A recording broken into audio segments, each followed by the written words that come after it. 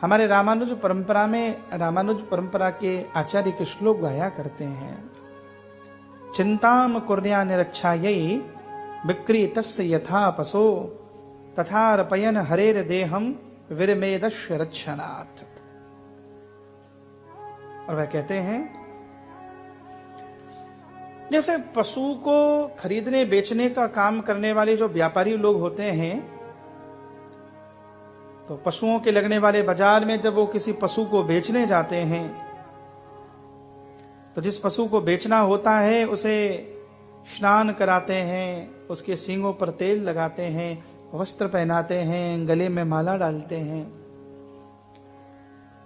उसने कब खाना खाया, उसने जल पिया कि नहीं पिया, ये तमाम जो बातें हैं ये सब चिंता कब तक करते हैं? बोले जब तक उसे बेच नहीं देते हैं। वह पशुओं के बाजार में खड़ा हुआ है, जब आकर कोई खरीद लेता है वह तब तक उसकी चिंता कर रहा है, इसको जल पिलाना है, भोजन कराना है। जब बेच दिया, जब मूल्य निश्चित हो गया और वो लेकर चला गया, अब यह चिंता नहीं कर रहा। क्यों? क्योंकि जिसको दे दिया है विरमेदस्य रक्षणात्, अब जिसको दिया है अब वह चिंता करेगा।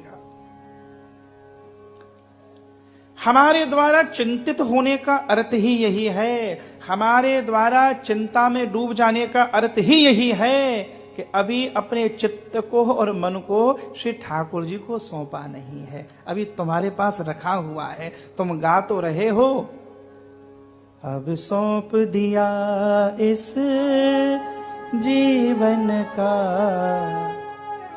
सब भार तुम्हारे हाथों में। ये केवल कहने का विषय ना बने, ये चित्त चेतना में बैठ जाए, यह स्थिति हो जाए, ये विचार बन जाए, ये संकल्प बन जाए। और इस प्रकार का संकल्प बन जाए जैसे छोटे बालक को देखना, पिता की गोदी में हो, खेल रहा हो, पिता उसे हवा में उछाल रहा है,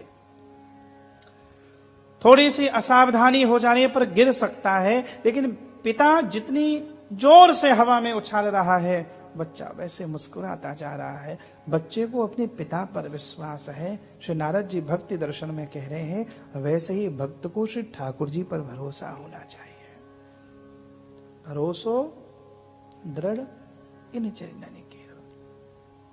थोड़ी सी व्यापार में असुविधा हो जाने पर, थोड़ा व्यापार कम चलने पर, थोड़ी स्वास्थ्य में प्रतिकूलता हो गई, थोड़ा अपकीर्ति अपयश मिल गया, थोड़ा सम्मान का ह्रास होने लगा, बस दौर्बल्यता भीतर आने लगी।